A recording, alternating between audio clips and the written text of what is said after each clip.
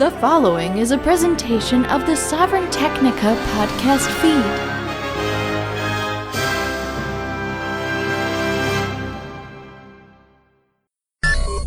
Ooh, the man of tomorrow here for you, Dr. Brian Sovryn. Gonna do something special here. Now, it's not like I haven't done this sort of thing before, but what I'm going to do is, I had a very popular, shall we say, trilogy of write-ups for the Sovryn Technica newsletter, which of course you can sign up for at sovryn.substack.com. Link is in the show notes. That had to do with, well, its title was Primitive Christian Kabbalah. And it was a conversation around the nature of Jesus, the Apostle Paul, and the character of Enoch / Metatron. And this speaks to recent episodes that I've done, and a lot of this speaks more so even to Q&As. If you're not in on Patreon, patreon.com/SovrynTech, and in on those Q&As, I mean, the conversations are just wild. I mean, they are nuts, and the Discord is just as hot. But, in that I get a lot of questions that are spiritual, religious, supernatural, conspiratorial, if you want to go that far, all the wild stuff you could imagine in nature. Okay. And, there we talk more openly about Kabbalah, as I am a Kabbalist. And it's part of what led to doing this 3-part series on what was titled Primitive Christian Kabbalah. Now, the points that will be brought up, and I make my case, the points that'll be brought up are, or one of the primary ones anyway, is that Paul, the Apostle Paul, or, Saul of Tarsus, if you believe he was that, all the 3 pieces get into all of it. And I am presenting an audio recording of all 3 in one package here for the public Sovryn Technica podcast feed. Okay. But that Paul was not a Christian, rather he was a Kabbalist. And so Paul's creation, in many ways, he's kind of the main guy behind what would become Christianity, or what would early get labeled perhaps something along the lines of Christianity. Really, Christianity wouldn't get hammered down until the Council of Nicaea, until, a good 200, nearly 300 years after the life of Paul, who was a real person, by the way. We can't prove many characters in the Bible, but Paul is one of those that historically we know he existed. And I will make the case that reading the works of Paul, not the entirety of the New Testament, even though he wrote most of it, but reading the letters of Paul can be valuable, even if you don't accept this figure known as Jesus as the Messiah, which I don't, or you don't accept the tenets of Christianity at large. Now, something I want to make clear here, because I also don't accept those, and that's something I want to make clear, and why part of the reason I'm doing a custom intro here for this that is not in the Sovryn Technica newsletter. And that is because I want to very explicitly state why, 2 things, why I don't accept Christianity in the broader context, either from a more Catholic or Protestant perspective, nor from a Gnostic perspective, because there are plenty of people who would suggest that Gnosticism, smacks a lot like Kabbalah, but also that, actually Gnosticism is the original Christianity. I wouldn't argue that. Or I would say that this primitive Christianity was actually, primitive Christianity in the vein of the Apostle Paul was actually Kabbalah. And you'll see my point. Now, wait, how can you say that, but wasn't Paul espousing Christ, espousing Jesus? How can you be into the works of Paul and not be a Christian? Well, that's part of the case that I make here. Because primarily, I think that Paul, who was somewhat blind, quite literally, had a case of mistaken identity. And so I want you to hear me make my case, but I want to make it clear right up front, because I got a couple emails from people saying, "Oh, Stallion, are you accepting Christianity? Are you?" No flavor of it either. Okay. Again, I would argue that the works of Paul and some of the early groups, early Jewish denominations or sects at the time were, well, they weren't really into Jesus either. Okay. What they were effectively were Kabbalists. But to make my points, okay, part of the reason I do not accept Christianity, even though, again, I've come to terms with using the word spirituality. Of course, I've done entire write-ups about this in the spirituality section of the Sovryn Technica newsletter. Even though, I've kind of come to terms with using that term, I consider Kabbalah to be science, straight up. In fact, it's the oldest science. So the question becomes, does Christianity fit in with that? No, the writings of Paul have truths to glean from them because he was a Kabbalist, first and foremost. Okay. But the New Testament overall, there's other books that are of interest, and I will talk about that a little bit as well. But the New Testament overall and what would become the corpus that is Christianity, no, I don't accept that. And whether Gnostic or Catholic / Protestant, I guess we could say Gnostic or traditional, neither. Okay, and that's why I was very clear to use the word primitive in the title of this series. So it's Primitive Christian Kabbalah. So the reason that I don't accept Christianity are two, because they have points to them that stand in direct conflict with central tenets of what is Kabbalah. The first one being the concept of original sin. And this doesn't just conflict with Kabbalah, this conflicts with, Judaism at large, and rabbinic Judaism, which is how most people see it expressed, even within the varying denominations of that. The concept of original sin is nowhere in the New Testament. It's not in the works of Paul. It's never even quoted by Jesus, if those quotes are even of Jesus in the Gospels, whether synoptic or the Gospel of John. It never ever comes up. It's not a thing. It's not a biblical concept whatsoever, no matter what part of the Bible you're reading. Okay, and Jews don't buy it either. It is an extrapolation that one St. Augustine, hundreds of years later, would make a central tenet of Christianity. Now,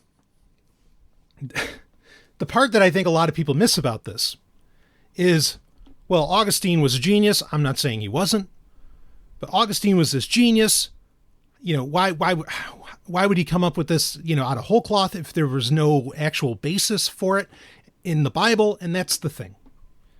In my opinion, and Augustine is another one of those people who we know, not that he's a biblical character. He's important to the evolution of Christianity, maybe the most central figure to its evolution, to traditional Christianity anyway, and in some ways even to the decimation ultimately of Gnosticism. You've got to understand that Augustine was not, in his early life, he was not what would be conventionally called a moral man. In fact, he was quite the hedonist. And I mean that in the vulgar sense, not necessarily the ethical hedonist that I would subscribe to, or that I think Kabbalah itself actually espouses. He was very much the vulgar hedonist. He was, sleeping around like crazy, doing whatever, he was sex, drugs, and rock and roll in the Dark Ages, effectively. That was his life.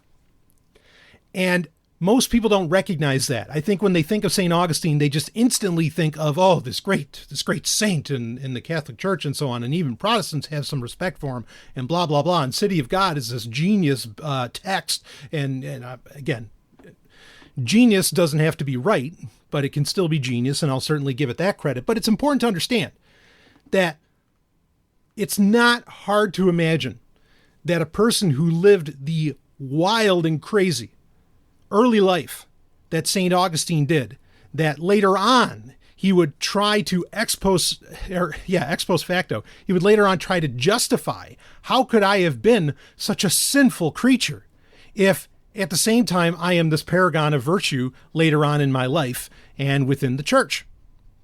So what does he do? In my opinion, he comes up with this concept of original sin, that everybody's born a sinner. I'm not fucked up. We're all fucked up, right? And isn't that classic? You know, I'm not the problem. We're all the problem. I mean, talk about diffusion. Like, what the fuck? So original sin, again, whether you espouse, just Torah, or the Old Testament, if you want to go there, and the New Testament, whatever, again, there is nothing, it's not a biblical concept whatsoever. You could say that you're extrapolating it, but if you're also somebody who's into the New Testament and you're not in the Catholic Church, if you're in the Catholic Church, you don't have to bother worrying about extrapolating shit, right? Because the Catholic Church allows for, by its own tenets, allows for interpretation by the saints and by members of clergy and so on. So, they can make up the rules as they go. It doesn't matter what's in the Bible. And I'm not saying that as an insult either, because they're even pulling that power out of the Bible itself. Okay. Out of verses from the Bible itself about, like to listen to the traditions of the bishops and all that. I've talked about that many times, but if you're not Catholic, then you're probably buying into the concept of sola scriptura, which is scripture only. That is, there is only truth in scripture, not outside of it. And so if you're going scripture only, guess what? Original sin's bullshit. It's nowhere there. So sola scriptura does not allow for the concept of original sin, if you're being literal and strict. Okay. Well, again, in Torah, there is no, and the Tanakh overall, there's nothing. Like original sin's just not there. In fact, I've brought this up as well on User Podcast and plenty of other places where, the early events of Genesis are almost never talked about throughout the rest of the Old Testament. You don't get into it until maybe once, the Talmud starts getting, redacted and everything. But anyway, so this concept of original sin makes Christianity, in my book, and for my spirituality, anathema. What about Gnosticism? Well, Gnosticism, while yes, there are interesting parallels between some abstract concepts within Gnosticism, and they parallel with abstract concepts within Kabbalah. The biggest difference here is that because they both espouse this idea very much of what could be called ascension, this idea that you are evolving into something more. Okay. That you are going to become more than just this, this human as we commonly understand it. Okay. Now that's a great and wonderful thing. I'm all about that, about evolving beyond. Okay, that doesn't mean I'm about evolving beyond my physical body, which if you've read the spirituality section over the past few months, and it's totally free, folks, okay, and we're however almost 30 issues deep on this, there's plenty to read about this. I talk about mind, spirit, body, that the body matters. Where most mystics, religious, and spiritual people fuck up is that they say that the body doesn't matter, and that's horseshit. Okay. And ultimately that comes down to my problem with Gnosticism, is that for them, this ascension only happens after you die. As to where, in the writings of Paul, he's very clear that it can happen in the body. And that's, you'll hear me talk about that in his ecstatic Kabbalistic experience that he has. And there's plenty more we could get into that. Like this idea of where the Kabbalist, does actually, for Kabbalism, it's not an ascension, it's a descension, where they descend, okay, into the palaces. Does that sound like hell or satanic to you? That's another subject for another time. But anyway, hail Satan. So, the Kabbalist descends, okay, but it's the same idea of ascension. But in all of the writings that we have from Kabbalists over thousands of years, or not just Kabbalists, but Jewish mystics, shall we say, there is no, they could have just as easily said, yeah, you leave in the spirit. It doesn't happen with the body, but they never say that. And so it's easy to assume that no, the body is either part of it all the time or most of the time, or, sometimes it's a little bit of both, kind of, which Paul hints at that we'll talk about. But bottom line being, for the Kabbalist, this ascension or descension happens while you are alive and you come back. It is not something that happens after death. And that's where Gnosticism ultimately falls apart for me, is the idea that somehow your spirit is separate from your mind body, right? As Alfred Korzybski would call it, the mind body, that somehow it's different, that it's a separate piece. It's not. Okay. It's all one: mind, spirit, body. And so, and everything that one can achieve, okay, in, within their mystical practice does not, like the evolution of that does not come to head upon your death. So I can't buy into Gnosticism either.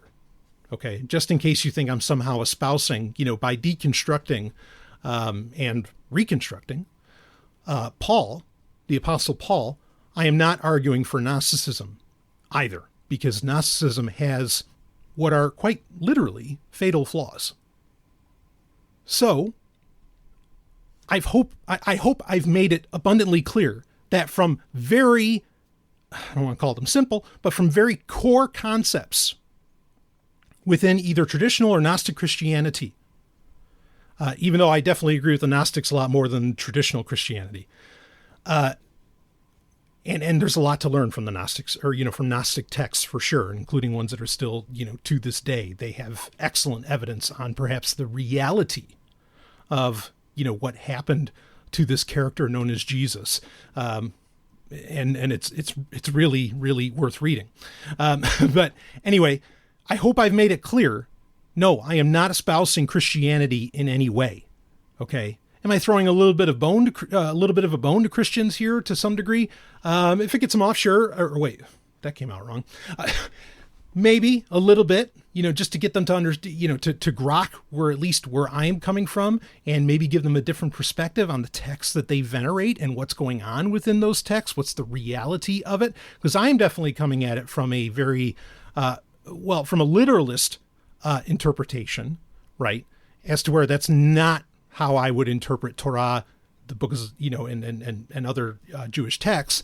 I'm definitely coming from a literalist. I guess I can't say I'm coming from it from sola scriptura, but certainly a very literal interpretation. Which, these letters that Paul wrote are meant for that. Like it's not, it's the words of Paul, not the words of some God that I don't believe in either. So just want to make that clear. And with that, I want to get into this 3-part series, and first time available in audio. We have other subjects. It is the end of the series. We have other subjects we're going to be getting into in future issues of the Sovryn Technica newsletter. But if you like what you hear, you may want to subscribe and start reading that. Again, the spirituality section is always free. Okay? That's important to me, because I'm not going to put really important information behind a paywall. You can pay for it and get extra content, but that part's always free. In fact, another way you can get to it, you can go to my link tree, okay, which is just linktr. So it's linktr.ee/Zomia. Okay, that's my link tree. Eventually, sovryntech.com is going to point to that as well. But that's where you can find everything.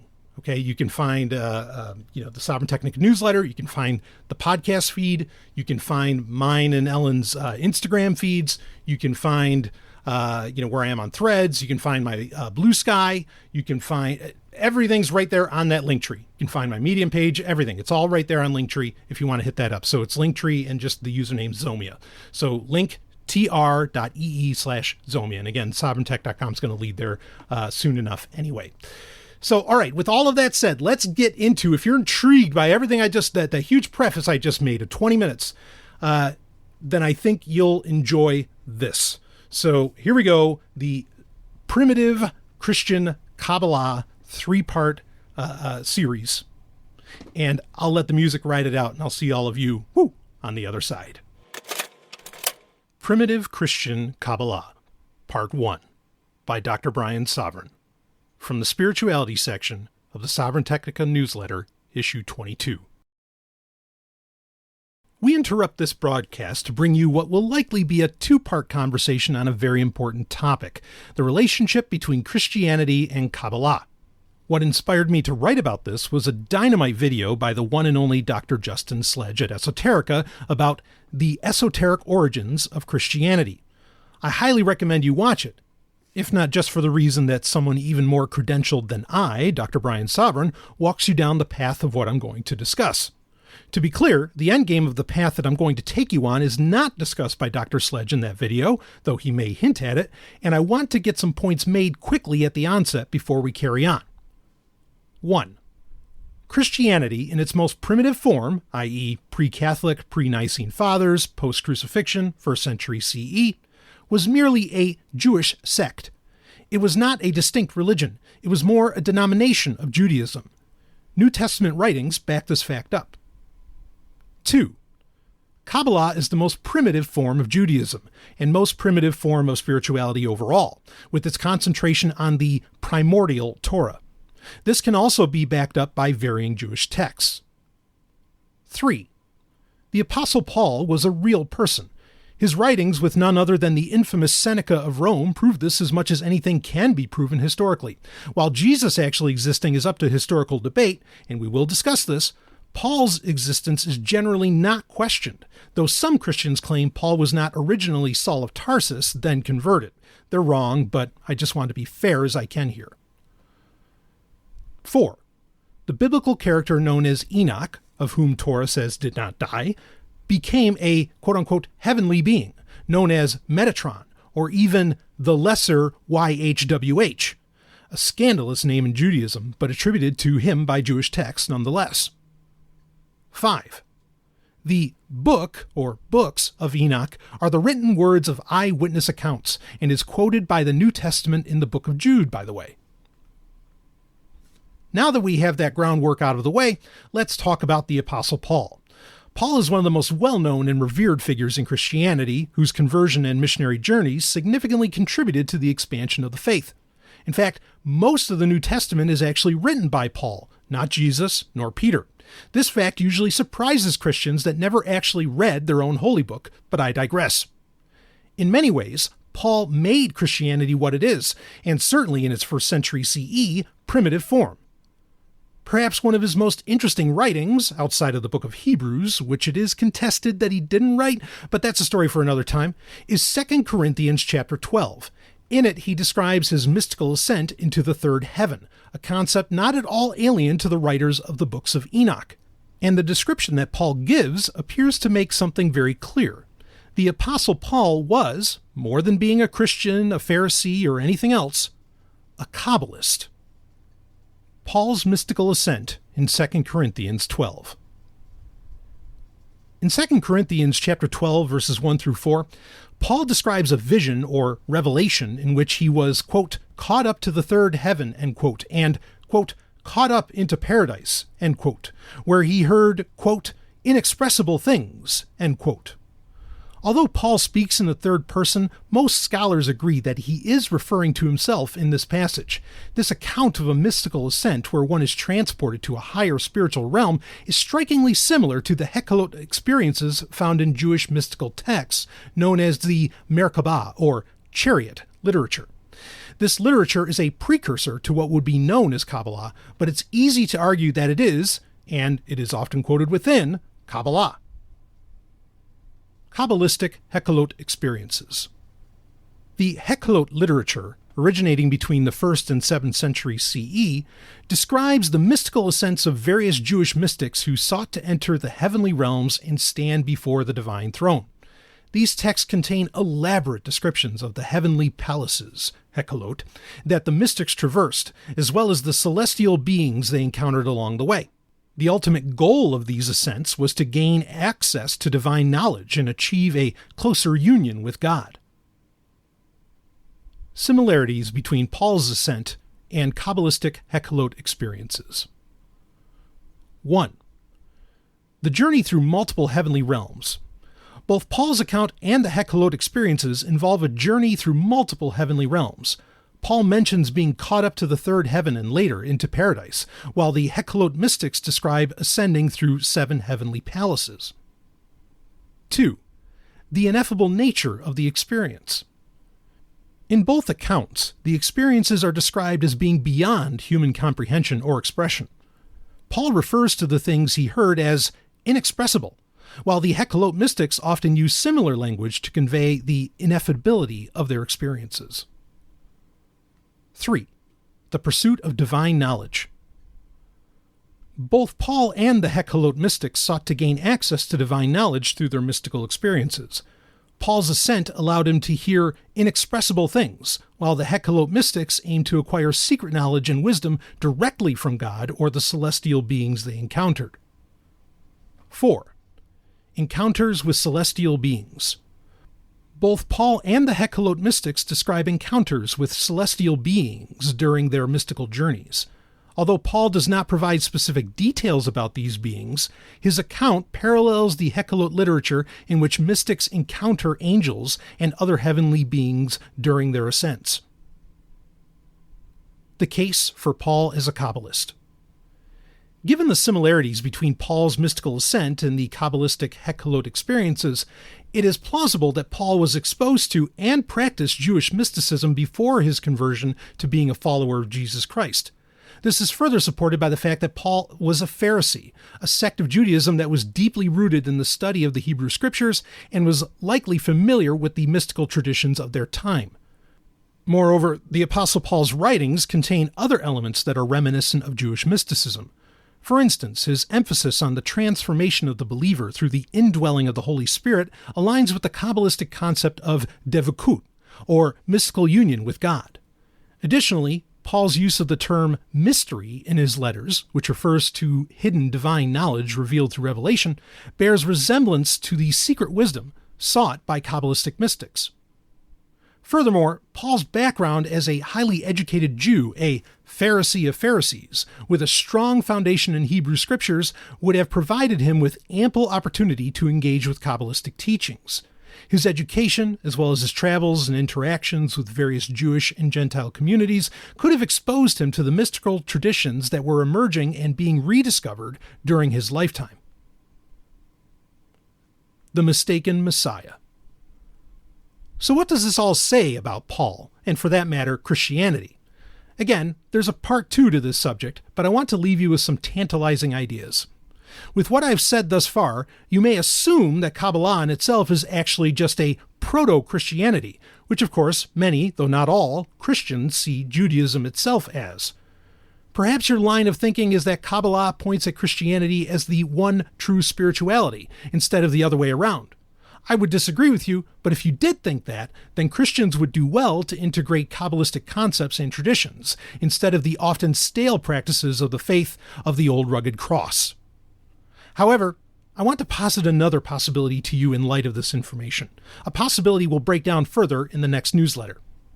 Consider the possibility that Paul did have a mystical, ecstatic experience.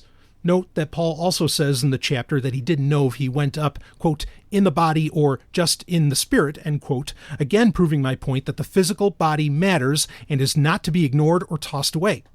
Consider also that Paul went up into the heavenly palace and saw someone. Now, he claims it was Jesus, but what if it wasn't? What if it was a quote-unquote magnificent being that other Jewish mystics had also seen and even confused with quote-unquote God? Perhaps a being like Metatron? And if that is who Paul saw, then maybe there is no Jesus. There's just Enoch.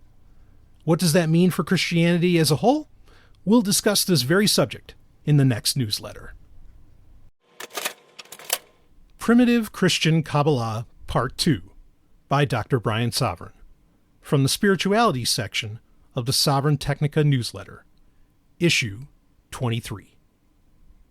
In Part 1, I challenged you to consider the possibility that the Apostle Paul had a Kabbalistic, mystical, ecstatic experience as described in 2 Corinthians chapter 12, verses 1 through 4 of the New Testament. I also asked you to consider that Paul went up into the quote-unquote heavenly palace described in those verses and saw someone. Again, Paul claims it was Jesus Christ, but what if it wasn't? What if it was a quote-unquote magnificent being that Jewish mystics before and after had also seen and, at times, even confused with quote-unquote God? Perhaps a being like Metatron? And if who Paul saw wasn't Jesus, then maybe it was this Metatron? Metatron, a figure who is often attributed as being the ascended form of Enoch? I also asked you to consider what this all means for Christianity as a whole. Before I get into that, however, I want to discuss the character of Enoch further, and perhaps how Paul could have confused him for this character known as Jesus Christ. First off, a brief introduction to Enoch. Enoch is a figure in Torah, specifically in the book of Genesis. He is described as the son of Jared and the father of Methuselah, the longest-lived man in history, and the great-grandfather of Noah. Yes, that Noah, making him a part of the genealogy that extends from Adam through to Noah. According to the chronology in Genesis, Enoch would have lived during the antediluvian period, the time before the Great Flood. Depending on your dating for this, it adds up to around 5,500 years ago. In particular, Enoch is a unique figure in the Torah due to the brief but intriguing description of his life and fate. Genesis chapter 5 verse 24 states, quote, Enoch walked with God, then he was no more, because God took him away, end quote.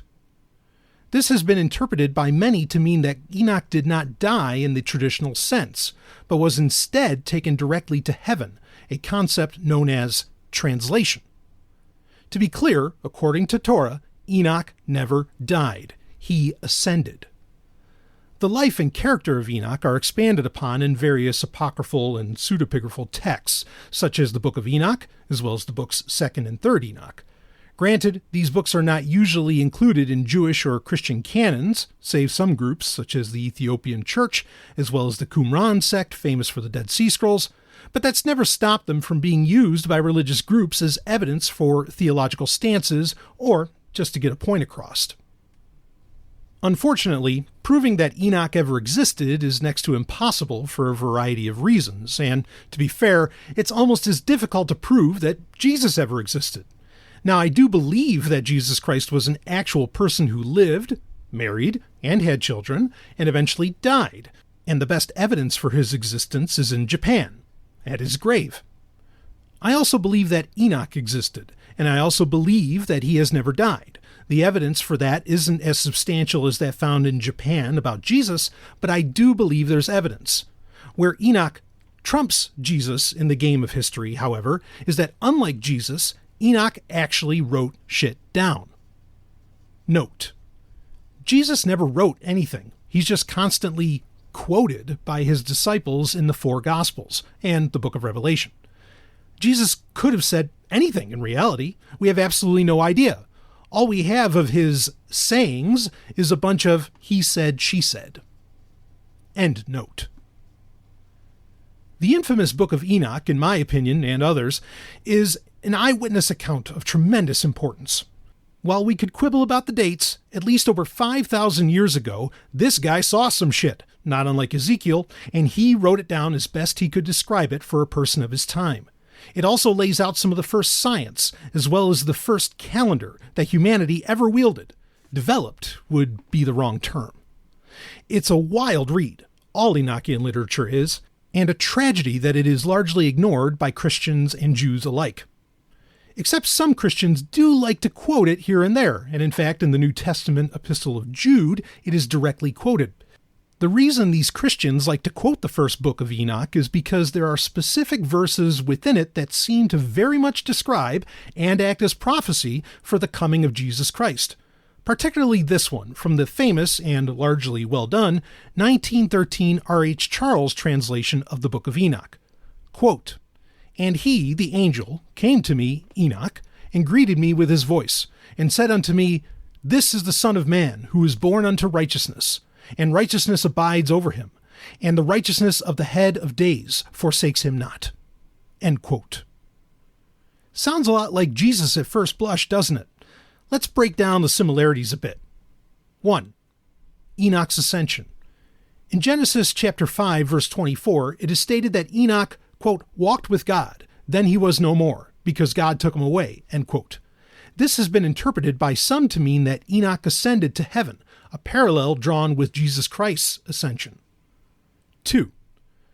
The book of Enoch contains prophecies about the Son of Man, a figure who sits on the throne of glory and passes judgment on the wicked. This figure is often identified with Jesus Christ in Christian theology. 3. The Epistle of Jude. In the New Testament, the Epistle of Jude quotes a prophecy from the book of Enoch, which mirrors the second coming of Christ as described in the book of Revelation. 4. The title Son of Man.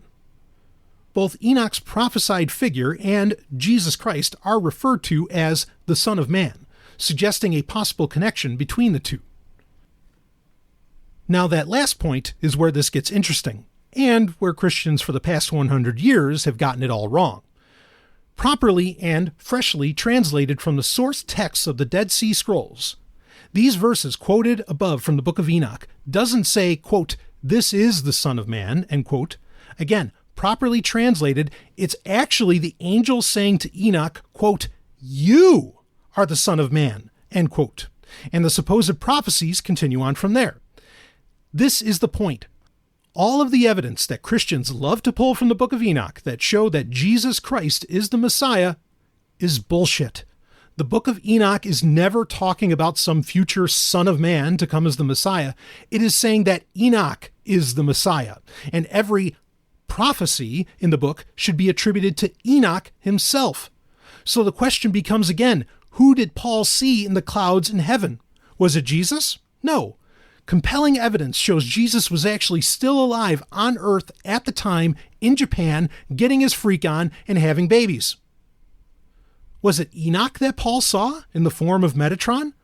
This is far more likely, and if you are to believe that New Testament books are historical evidence, which I would argue that they are to a degree, at least the works outside of the Gospels, then you have another eyewitness to the appearance of Enoch by the writer of the book of Revelation. The book of Revelation is an odd beast, pun intended, and is seen by scholars as being almost wholly, W-H-O-L-L-Y, not H-O-L-Y, unoriginal. 80 to 90% of the book of Revelation is a rehashing of prophecies, text, and imagery from the Tanakh. And as was stated earlier, the words of Jesus in it and some of the imagery pulls heavily from the book of Enoch, which, thanks to the Dead Sea Scrolls, is a book we know that pre-existed the book of Revelation. So, did the writer of the book of Revelation actually see Enoch/Metatron as well, instead of Jesus? Highly likely. Note: it's entirely possible that the writer of the book of Revelation was just huffing gases from the cave he was living in too, and just went on an LSD-styled trip and saw all kinds of wild shit filled in by his or her clearly knowledgeable mind of Hebrew texts. End quote. The descriptions from both Paul and the book of Revelation match very closely to descriptions and visions of Metatron, from the fiery eyes to the armor, even the gray/white hair. Yes, in the book of Revelation, the figure does not have the brown hair most Christians attribute to Jesus. Does this all sound like scant evidence? Sure, but then evidence for the existence of Jesus or Enoch, or at least hard evidence, as we describe it in the 21st century, is effectively nil, zilch, zippo. Ooh, zippo, ouch, talk about fiery. But we're running with what we have and can deduce. Note: other texts have much more to say on the subject of Enoch/Metatron and ascension, but I'm sticking to what arrows Christians put in their own quiver here. End note. So that leaves us with one last question that I also ended part 1 with. What does this mean for Christianity as a whole? We'll discuss this in part 3 in the next newsletter. Primitive Christian Kabbalah, Part 3, by Dr. Brian Sovryn, from the Spirituality section of the Sovryn Technica newsletter, issue 24. Taking what we have discussed in part 1 and part 2 of this series on primitive Christian Kabbalah, We are now at the point where we can begin to at least try to answer the question, if Paul didn't see Jesus in the Kabbalistic experience he described in 2 Corinthians chapter 12, verses 1 through 4 of the New Testament, and rather saw Enoch/Metatron, what does this mean for Christianity as a whole? The short answer is this. The Gospels are meaningless at best and outright forgeries at worst. Let me explain. As I stated previously, the Gospels themselves, Matthew, Mark, Luke, and John, and frankly, we could toss in the Gnostic Gospels of Thomas and Judas, among others, while we're at it, were not actually written by Jesus. Most Christians know this. They just record what he may have said. These are later productions and likely pull from a single source, the much-discussed Gospel of Q. This is theorized because particularly the Gospels of Matthew, Mark, and Luke copy each other, with varying degrees of expansion, almost verbatim. It's simply not possible for three texts to be written by three different people to all read the exact same way. It'd be akin to the greatest winning game of telephone of all time. However, in an absolute must-read and classic book by Alan Butler and Christopher Knight, The Hiram Key Revisited, they discuss an interesting possibility that presents itself out of these very Gospels, and was likely expounded upon in the original Gospel of Q. The possibility, and it becomes more in line with historical facts as extant textual evidence is presented, is that Jesus was a very real person, just as I argue, but that he wasn't meant to be the Jewish Messiah. His cousin John the Baptist was. But as we know, famously, John the Baptist was killed by Herod, just as, not uninterestingly, Jesus is to take on more fully his proclaimed messianic mission. It's a fascinating possibility, and it alone calls into question the very quote-unquote Christhood of Jesus. So the theory continues that the redactors of the Gospels effectively had to rewrite much of this messianic mission, and add in language that gives Jesus his supposed divinity. But as we described in part 2 of this series, that language was largely lifted from descriptions of one Enoch/Metatron. Again, this is not to say that Jesus didn't exist, but it's more to say that Jesus was not the character that history and Christians claim him to be. He, along with his Gospels, is a charlatan.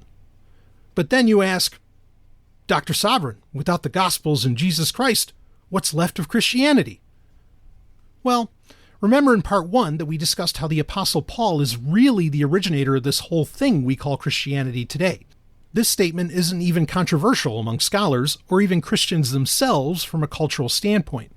However, you may want to argue that Paul could only create Christianity from the Gospels and the words he heard from the disciples of Jesus Christ, now the apostles, and so the truth that Paul spread across the Roman Empire still ultimately had its source in the words of Jesus Christ recorded in said Gospels.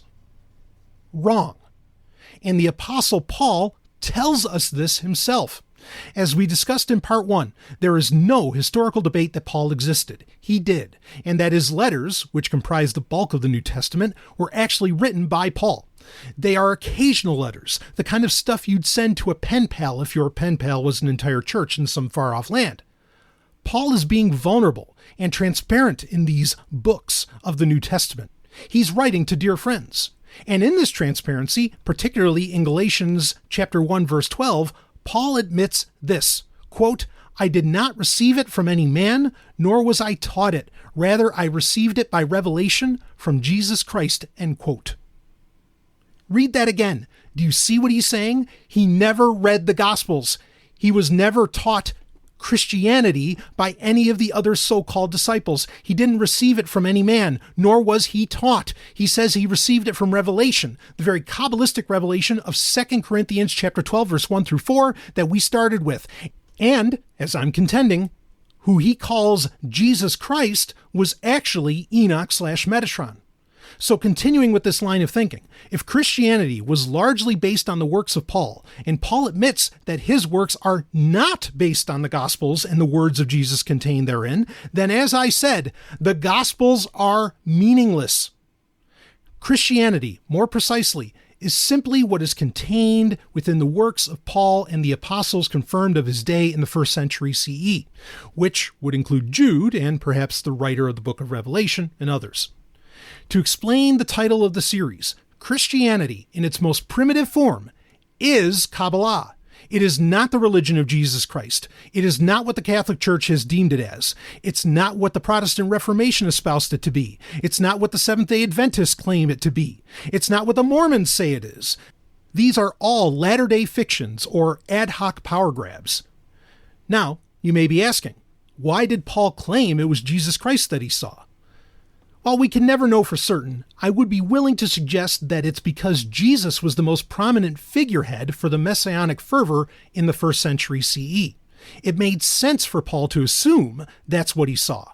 Or there could be some other reason, but ultimately it's inconsequential, because the endgame of Paul's revelation that he experienced and was espousing was revealed by that very same old grizzled apostle in 2 Corinthians chapter 3, verse 18.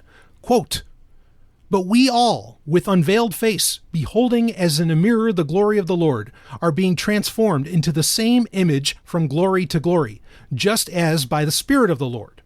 And then in Romans chapter 8, verse 29, "For whom he foreknew, he also predestined to be conformed to the image of his Son, that he might be the firstborn among many brethren." End quote. There are 2 verses for you confirming the same outcome of the revelation that Paul spread. Our physical bodies would not be thrown away, but transformed into a messianic being. Read correctly, Paul is saying we will become like Enoch/Metatron, the Son of Man. We will become messiahs ourselves.